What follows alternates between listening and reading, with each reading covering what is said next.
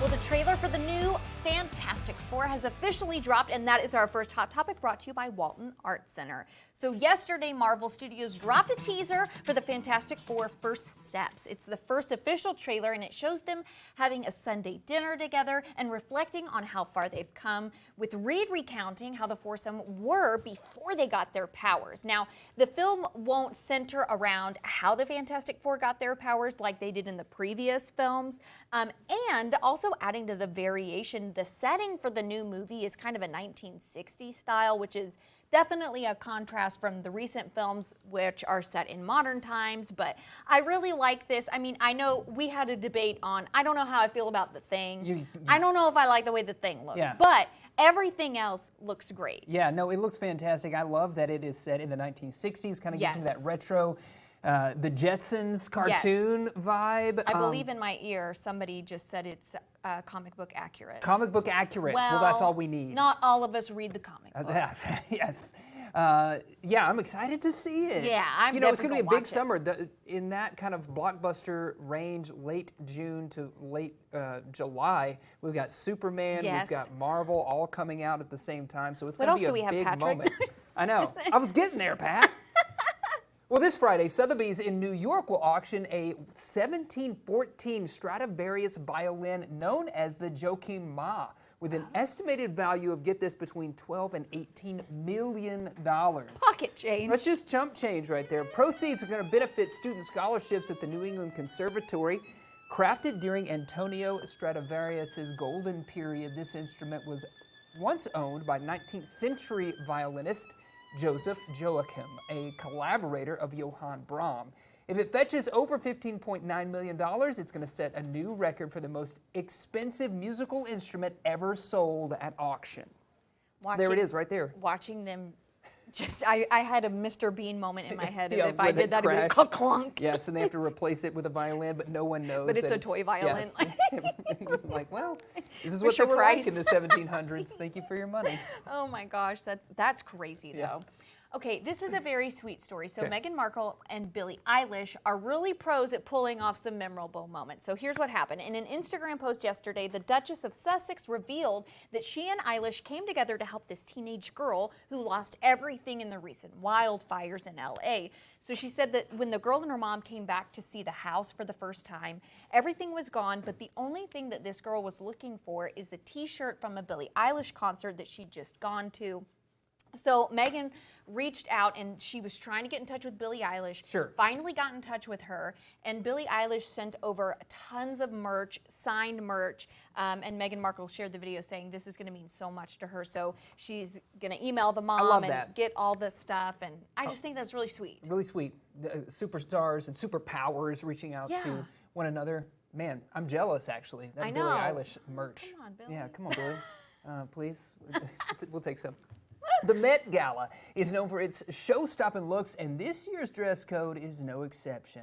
Tailored for You puts the spotlight on suiting and menswear in honor of the upcoming exhibit, Superfine, Tailoring Black Style. And it's not just the outfits getting the glow up. The Met is reviving its star-studded host committee featuring big names like Pharrell Williams, Usher, Simone Biles, Regina King, Janelle Monáe, and more. So mark your calendars.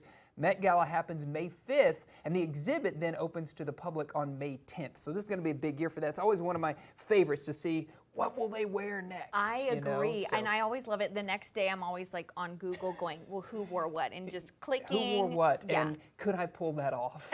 And the answer is usually absolutely not. No, We should try on the day of the Met Gala, we should come in outrageous clothes. We're doing it. Mark it down. It probably happens on a Saturday. But. They're like...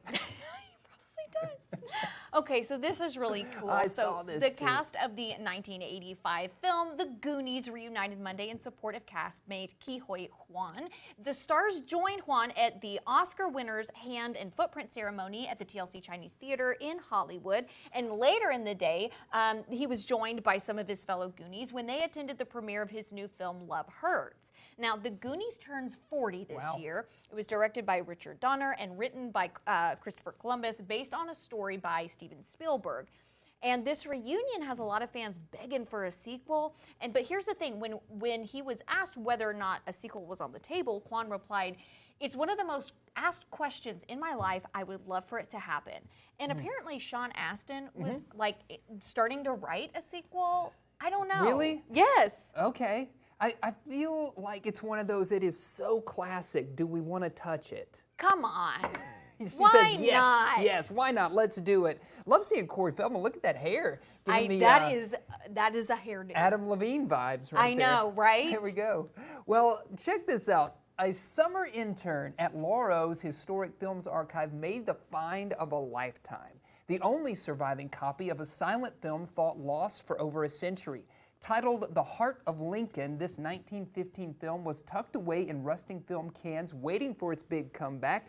Now it's been cleaned, digitized, and preserved forever because some Hollywood treasures refuse to stay lost. And talk about intern goals. So Dan Martin, the intern, just gave film history a major plot twist with this one. It's got to be exciting, like a treasure, I'm sure, if you're working in the archives and you find something that's been sitting there but nobody knew about it. What a find. You know he is going to be milking that find I don't blame him. for the rest of his career. Absolutely. I'm the guy who found the lost Lincoln. That was me, guys. That was me. And they're like, yeah, Yeah, right. we got it. We know. Oh my gosh. Well, the Fire Aid benefit concert has raised over $100 million to support those who have been affected by the recent LA wildfires. The event featured performances by more than 30 artists, including Billie Eilish, Lady Gaga, the Red Hot Chili Peppers, and it was streamed across 28 platforms, reaching over 50 million viewers. Funds were generated through ticket sales, sponsorships, and merchandise, as well as public donations. And a committee of local philanthropic leaders has been formed to identify key areas of need, with the first phase of grants expected to be awarded by mid-February. And I love that because it's like, let's just get it going, you know, like Let's jumpstart the campaign to raise more funds for these folks who lost everything. Right. You know, we hear about fires, we hear about natural disasters, people losing this or that. These folks lost everything. Right. So, and then it takes so long for them to rebuild. I know. Right? Yeah. So hopefully this means that it's going to help kickstart a bunch of fundraising, we hope. So anyway, it was great to see that concert, and it was so streamed everywhere. Yeah. You know, everybody had it on streaming. So absolutely.